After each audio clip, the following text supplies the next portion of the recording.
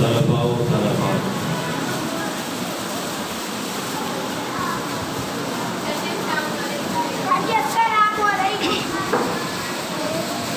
آج ہم سب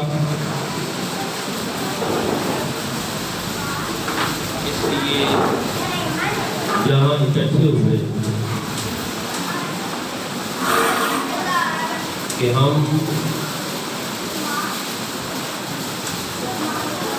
جشن آزادی منائیں۔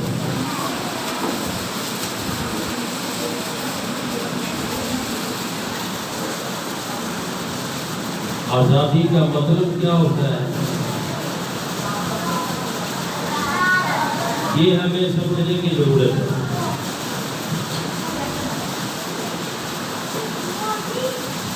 عزیز طلباء،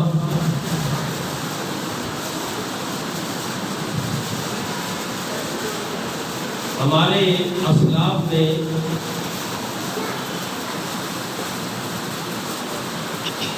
ملک پاکستان حاصل کیا،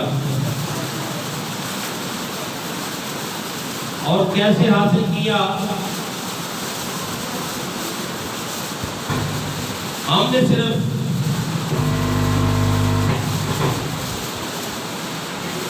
پڑھنے اور سننے کی حد تک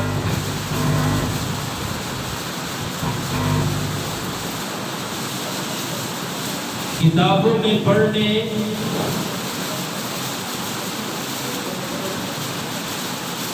اور سننے کی حد تک محسوس کیا،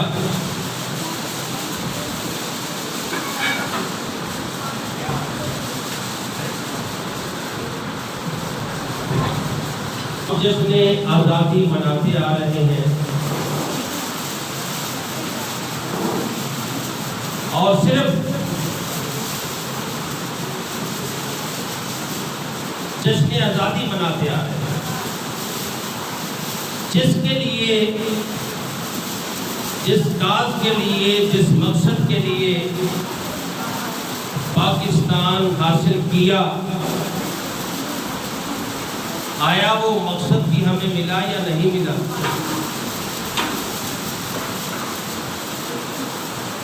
کیا ہم نے وہ مقصد حاصل کر لیا؟ ہم ہر سال جشن آزادی مناتے ہیں،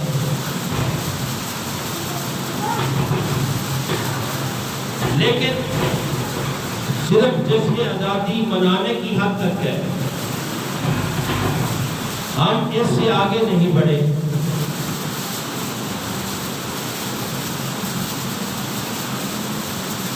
جشن آزادی، آزادی کا مطلب اگر پنجرے میں قید کسی پرندے سے پوچھیں جو پنجرے میں بند ہے، جو باہر نہیں نکل سکتا، کھلی فضاؤں میں اڑ نہیں سکتا، وہ اپنی مرضی سے دانہ نہیں کھا سکتا، جو مالک جس نے اس کو پنجرے میں قید کیا ہوا ہے وہ اسے جو دانہ ڈالے گا وہی کھائے گا۔ مالک کو پتہ ہے اگر اس کا دروازہ میں نے کھول دیا یہ اڑ جائے گا۔ اب آزادی کا مطلب اس پرندے سے پوچھیں کہ آزادی کیا چیز ہوتی ہے؟ سن 1857 سے آزادی کا آغاز ہوا،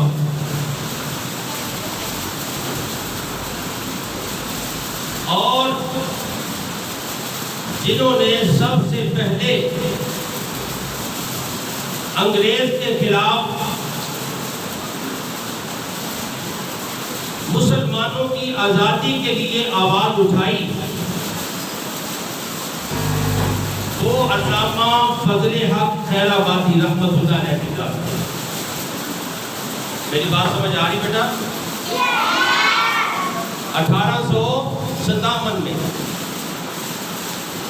سب سے پہلے انگریز کے خلاف مسلمانوں کی آزادی کے لیے جنہوں نے آواز بلند کی کہ مسلمانوں کے لیے علیحدہ جگہ ہونی چاہیے، علیحدہ خطہ ہونا چاہیے جہاں مسلمان اکٹھے رہیں، ایک ساتھ رہیں اور انہیں اپنی عبادات میں، اپنے کاموں میں، اپنی رفتار میں، اپنی گفتار میں، اپنے کردار میں وہ کسی کے مرہوم ملت نہ ہو۔ جہاں عبادت کے لیے آزادی نہیں، مسلمانوں کے لیے الگ قانون ہے، غیر مسلم کے لیے الگ قانون ہے، مسلمانوں پر ظلم اور جبر کیا جا رہا ہے، جب مسلمان کھل کر محبت سے اپنے مالک کے حضور سجدہ ریز نہیں ہو سکتا، اس کا مطلب کیا تھا؟ یہی تھا کہ سب مسلمان اکٹھے ہو جائیں اور ایک ایسے ملک کے لیے، ایک ایسے خطے کے لیے جدوجہد کریں جہاں ان کے لیے اپنے رب کو راضی کرنے کے لیے یا اسلامی قوانین کے لیے کسی کا جبر و تشدد برداشت نہ کرنا پڑے۔ تو سب سے پہلے جنہوں نے کفر کے خلاف مسلمانوں کی آزادی کے لیے سب سے پہلے آواز اٹھائی وہ علامہ فضل حق خیر آبادی رحمۃ اللہ علیہ تھے۔ جب آپ نے آواز اٹھائی تو بہت سارے لوگ آپ کے ساتھ ہو گئے اور انگریز نے آپ کو پکڑ لیا، آپ نے انگریزوں کے خلاف فتویٰ جہاد دے دیا، انگریز نے آپ کو پکڑ کر کالے پانیوں میں پھینک دیا، جہاں پر آپ کو یہ منج ہوتی، منج جس کی چار پائیاں بنی جاتی ہے، ان کو اس کا لباس پہنایا گیا۔ اگر ایک نر لباس پہننے والا اس کو منج کا لباس پہنایا جائے تو اس کے جسم کی کیا حالت ہوتی؟ جہاں ان کو رکھا گیا تھا وہ جنہوں نے مسلمانوں کی آزادی کے لیے آواز اٹھائی تاکہ انگریز کی غلامی سے نجات مل جائے، انگریز سے جان چھوٹ جائے، انگریز ہم سے دور چلا جائے، ہم اس کے خیالات و افکار سے دور ہٹ جائیں۔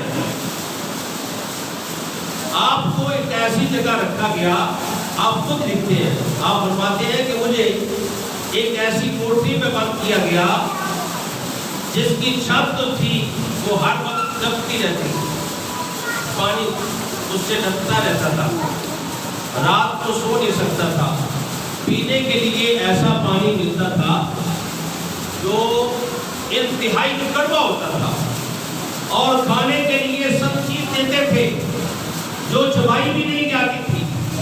ایسا کھانا، ایسا پینا، ایسی جگہ، ایسا مسکن، کسی وقت بھی آرام نہیں تھا۔ لیکن انگریز آیا اور اس نے کہا کہ آزادی کی بات چھوڑ دو، آزادی کی بات چھوڑ دو، اپنے وطن کی بات چھوڑ دو، اور آپ ہمارے ساتھ مل کے رہو، ہندوؤں کے ساتھ مل کے رہو، آزادی کی بات چھوڑ دو، ہم آپ کو بھی رہا کر دیتے ہیں، آپ کو عہدے بھی دیں گے، آپ کو وزارت بھی دیں گے، آپ کو پیسے بھی دیں گے، آپ کو سب کچھ دیں گے، جو آپ جس چیز کی آپ تمنا کریں گے وہ ہر چیز آپ کو ملے گی، لیکن آزادی کی بات چھوڑ دیں۔ آپ نے فرمایا یہ تو ہو نہیں سکتا، جان جا سکتی ہے، اب آزادی کی آواز نکل کے یہ رک نہیں سکتی، یہ رک نہیں سکتی۔ تو آپ کو اس وقت جنہوں نے آزادی کا نعرہ لگایا کہ مسلمانوں کے لیے الگ ملک ہونا چاہیے، الگ خطہ ہونا چاہیے جہاں مسلمانوں پر کافروں کی یلغار نہ ہو اور کافر مسلمانوں پر مسلط نہ ہو، ان سے چھٹکارا مل جائے، تو جن کو انہوں نے بند کیا اس وقت ان جیلوں میں جو گالے پانیوں میں بنائی ہوئی تھی، وہاں علامہ خیر آبادی رحمۃ اللہ علیہ فرماتے ہیں کہ جب کوئی اس میں سے کسی کا انتقال ہو جاتا تھا ان کو ریت پہ پھینک دیا کرتے تھے، اس کے دفن کا بھی کوئی انتظام نہیں۔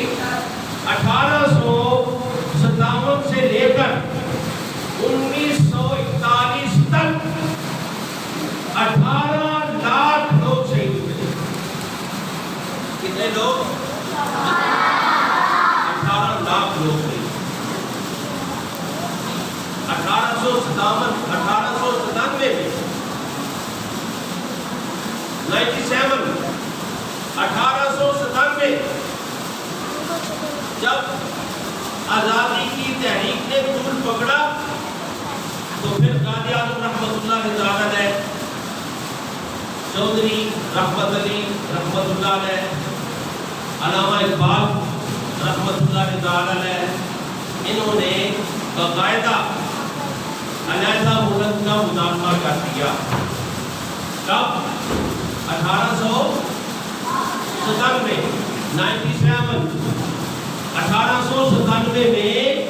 قائد اعظم رحمۃ اللہ علیہ نے، اور پتہ ہے آپ کو یہ پاکستان کیسے بن گیا؟ پاکستان کیسے بن گیا؟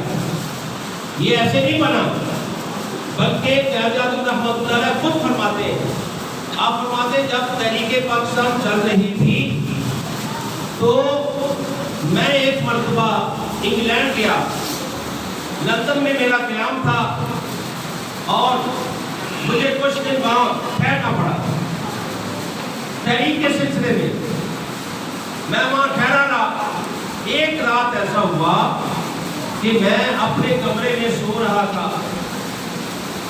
جب رات کا پچھلا پہر آیا تو میں نے کھٹکا محسوس کیا، کھٹکا مجھے ایسے محسوس ہوا کوئی دروازے کو کھٹکھٹا رہا ہے۔ میں اٹھا، حیران ہوا اس وقت میرے دروازے پر کون ہو سکتا ہے؟ میں اٹھا، ادھر ادھر دیکھا، دروازہ کھولا تو کوئی بھی نہیں تھا۔ میں پریشان ہوا، سو گیا۔ اگلی رات پھر آئی، پھر ایسا ہوا، پھر میرا دروازہ کھٹکھٹایا گیا، میں پھر اٹھا، ادھر ادھر دیکھتا ہوں، کوئی چیز نظر نہیں آتی، دروازہ کھٹکھٹانے والا کوئی نظر نہیں آتا۔ میں پھر حیران ہوا اور ساتھ ساتھ پریشان بھی ہوا کہ اس وقت کون آ کر دروازہ کھٹکھٹاتا ہے۔ آ کر کافی دیر بیٹھا رہا، ادھر ادھر دیکھتا رہا، کوئی چیز نظر نہیں آئی، میں پھر سو گیا۔ اگلی رات پھر آئی، میرا دروازہ پھر کھٹکھٹایا گیا، میں اٹھا تو دروازہ کھولا، جب دروازہ کھولا تو ایک میٹھی سی آواز مجھے سنائی دی جس نے میرے کانوں میں رس گھول دیا۔ میری بےتاب طبیعت کو سکون آ گیا، میری پریشانی دور ہو گئی، اور آواز ہے السلام علیکم یا محمد علی، اے محمد علی تم پر سلام ہو۔ تو میں نے